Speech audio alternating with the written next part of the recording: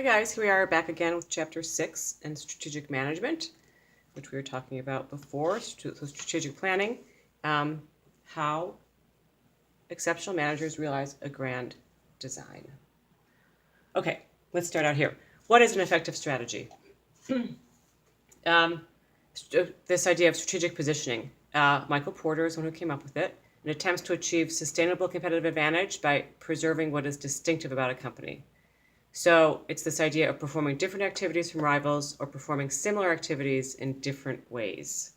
So that's, how are you going to, there's so many products on the market and so many services on the market. How is it that you're different? Why is it that people are going to want to buy your product or take advantage of your service over someone else's? That's what every company wants to know. Okay, so there's essentially three key principles that underlie strategic positioning. It's the unique and valuable position. It requires some sort of trade-off. You can't do everything, so you have to be able to do one or the other.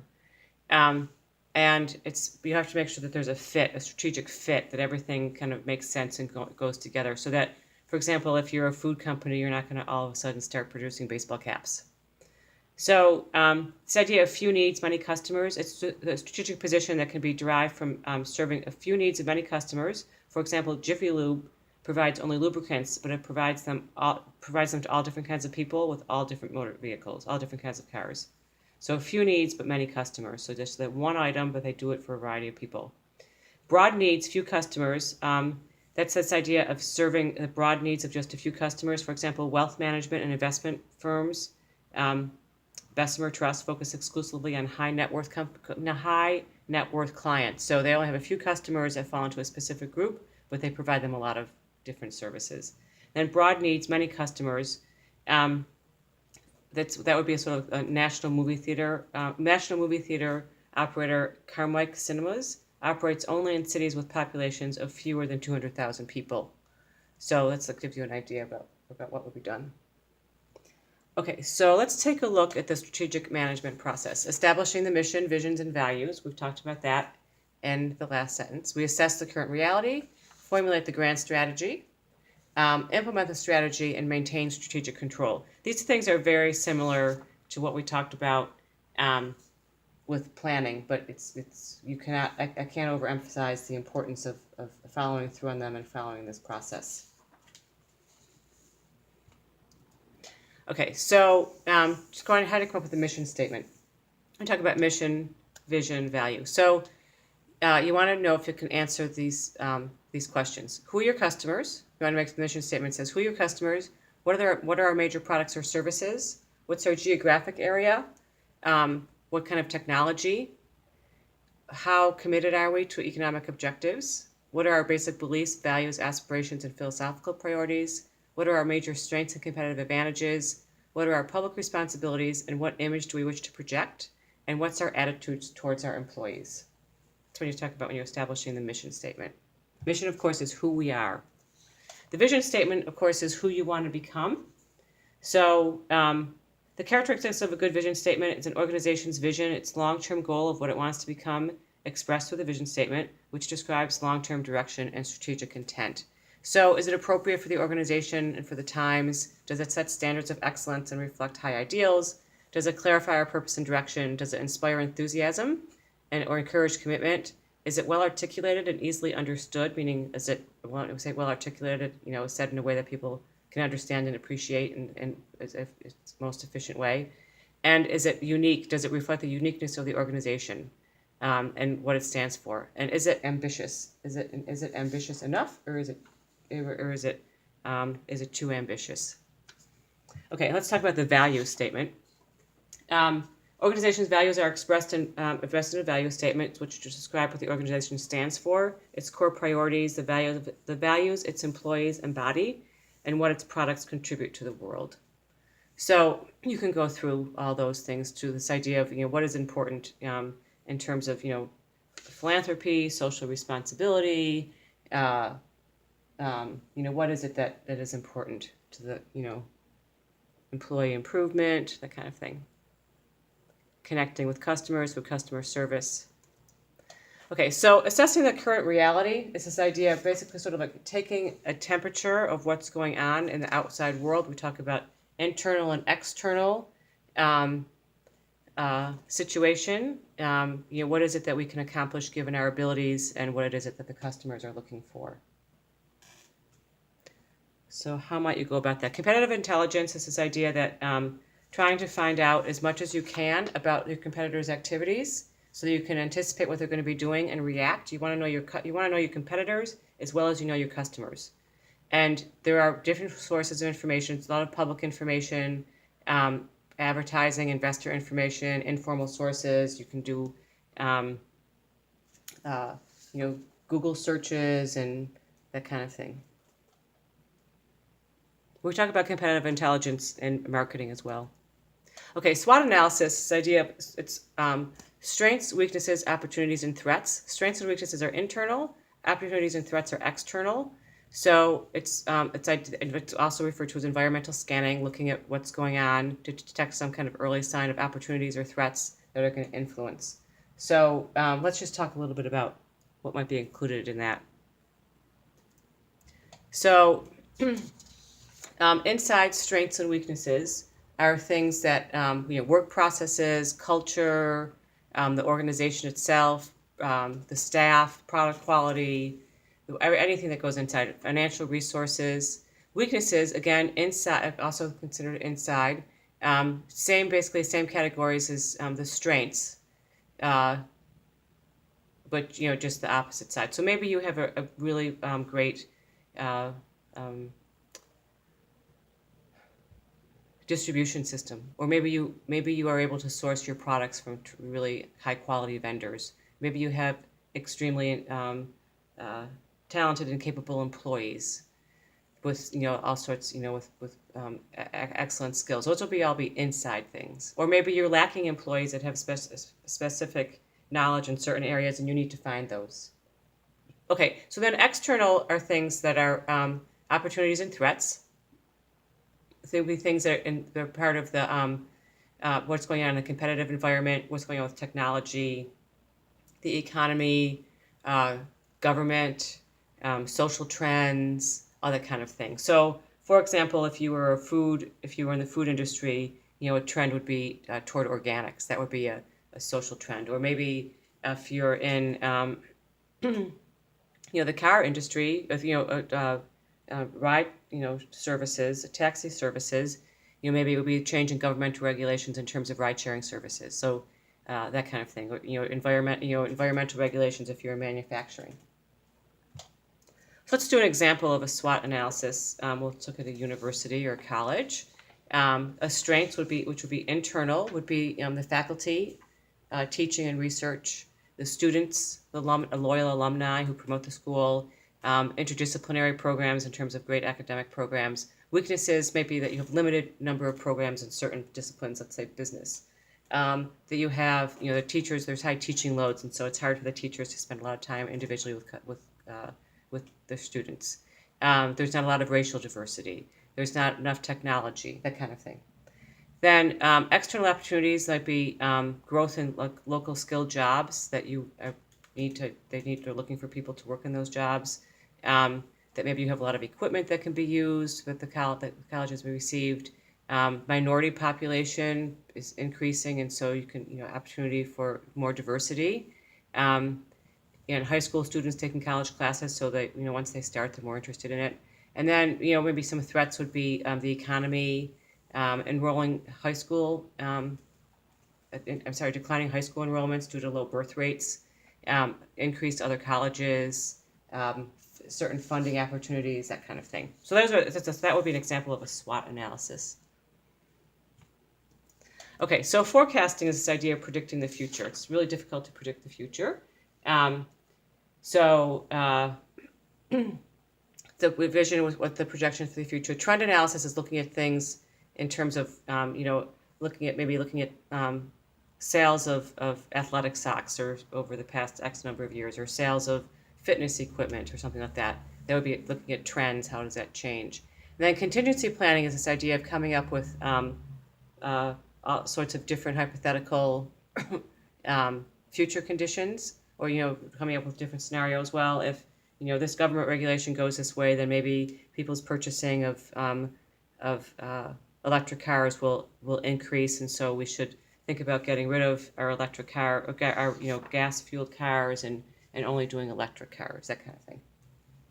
Okay, next is this idea of benchmarking. Again, it's sort of this idea of sort of taking a temperature and comparing yourself to high-performance organizations and see how you do. So let's say you're having a problem with high turnover rates. Well, maybe there's high turnover rates in the industry in general, or maybe you're having a problem with sales, and maybe sales in general are down in the industry, or maybe one of the best competitors in your field is implemented this new sales process and they've really increased their sales, so you could benchmark your process against theirs. Okay, so Porter's 5 competitive forces. So this idea that Michael Porter contends that business level strategies originate in 5 primary competitive forces in the environment.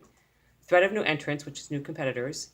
Bargaining power of suppliers. So if someone maybe is going to increase the price that they're selling something to you because of scarcity. Bargaining power of buyers in terms of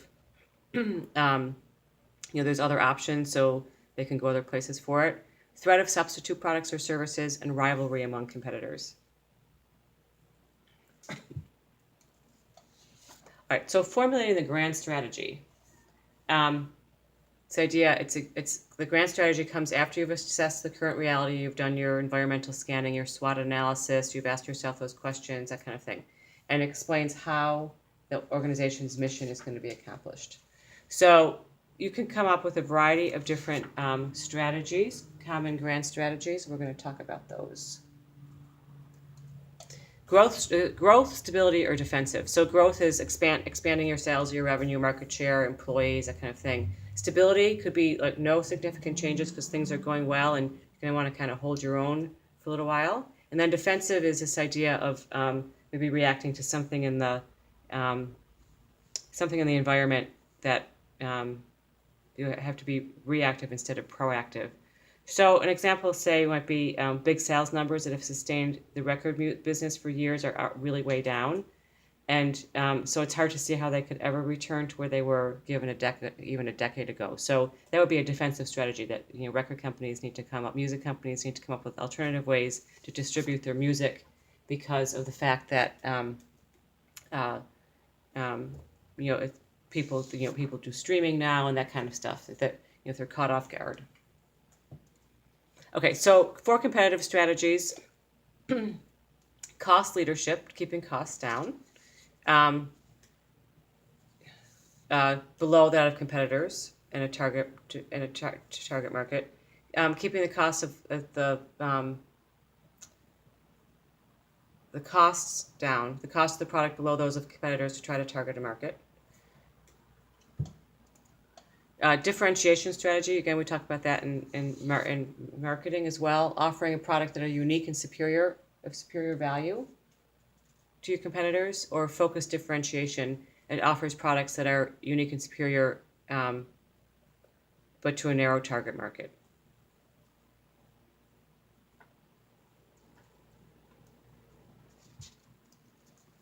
Okay, so single product strategy is this idea that it's you're focused, but you're not necessarily vulnerable, which means you're not exposing yourself. So a company also needs to think about whether it has to have a single product strategy or a diversification strategy. And the single product strategy is the kind of strategy you see all the time. For example, as you drive past small retail businesses in a small town, there may be one shop that sells only flowers and one that sells only security systems and so on. So it's a single product strategy. It can be risky because if all of a sudden no one needs that strategy anymore, then that's a problem. Needs that product anymore. But it also this idea of single focus, doing one thing well. Okay, diversification strategy is operating several businesses in order to spread the risk. So, for example, a place that sells gas, food, souvenirs, and rents DVD movies, for example. And then vertical integration, it's a specific diversification strategy where the company owns the suppliers and distributors of its products. For example, Starbucks has long followed a plan of vertical integration by buying and roasting all its own coffee and then selling it through Starbucks Starbucks stores.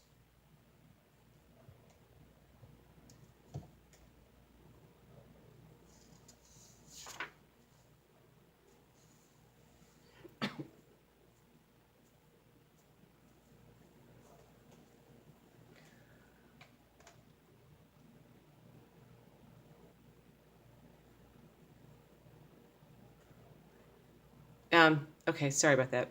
So there's this whole idea of the blue ocean strategy that Chan Kim and Renee Mauborg define a blue ocean as a completely new market, and it's in contrast to a red ocean in which industry boundaries are defined and accepted, and the competitive rules of the game are known. So a blue ocean is a whole new world out there.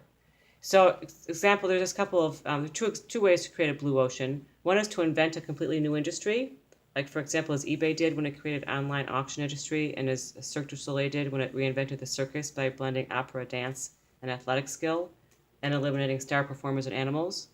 The second way to create a blue ocean within a red ocean is when a company expands the boundaries of an existing industry, as Home Depot did in offering the prices and ranges of a lumberyard along with do-it-yourself classes for customers. Home Depot is an interesting story if you ever are interested in looking at it further. Okay, now we talk about the BCG Matrix, the Boston Consulting Group Matrix. It's a means of evaluating strategic business units on the basis of their business growth rates and their share of market. So business growth rate is concerned with how fast the entire industry is increasing, and market share is concerned with the business unit's share of the market in relation to the competitors. Market growth is divided into two categories, low and high, and market share is also divided into low and high. And there are stars, cash cows, question marks, and dogs. So you always want to have a star. It's business units that are highly desirable, and dogs are the business units that are not so desirable. Okay, so implementing and controlling the strategy. You're always interested in being able to control the strategy. It's the idea of seeing what's going on and being able to. That's the part of the management responsibility. So the strategy implementation is putting the plans into effect, and you have to deal with roadblocks within the organization and the culture, and seeing if the right people and control systems are available to execute the plans. So you need to engage people. You need to keep it as simple as possible. Keep your planning simple unless there's a good reason to make it more complex. And you need to stay focused on the important things and keep moving. You have to always keep on moving towards the vision of the future and adjust your plans as you go along. Okay, so execution is the whole idea of actually getting things done, using questionnaires, analysis, follow through in order to mesh the strategy with reality and align people with goals and achieve the results that are promised. So you want to have, the idea is to have an effective execution. So there are three core processes of business: people, strategy, and operations. So who's going to benefit in the future? Who's going to benefit you in the future? How are you going to accomplish your success? And what path? What's the operation? What path are you going to follow?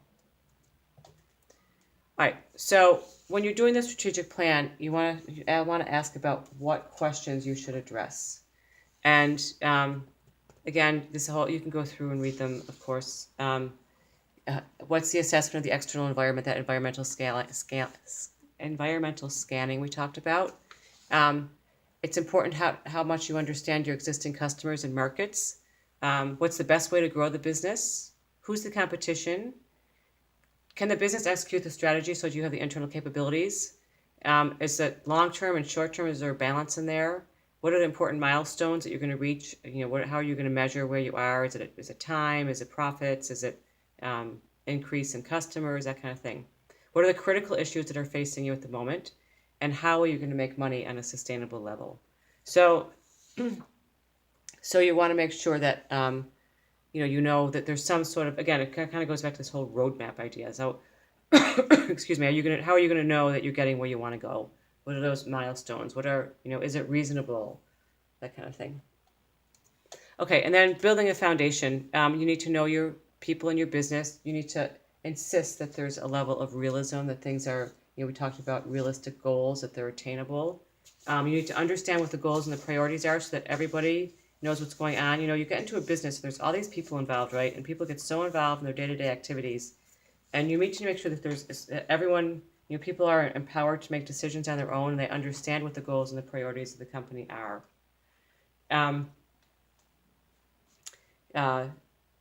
It's important to focus on a few rather than many goals.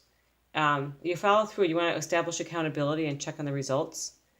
You want to make sure that in terms of rewarding the doers, that you show top performers that they matter so that they continue to participate.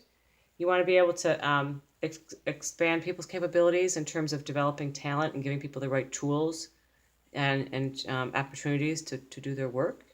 And then you also have to know yourself, know and understand yourself. And we talked about that in terms of the company. You need to know and understand what is it that the company believes in. Starbucks, what does Starbucks believe in? What are they, what is it that they're trying to achieve? What is Tim Hortons? What is it that they're trying to achieve? Are they trying to be a big national brand? Or are they trying to, provide, create an opportunity for, community growth, that kind of thing. Okay, so that's it with chapter 6, strategic management and how exceptional managers realize the grand design. Thanks for listening, and we'll see you back here for chapter 7.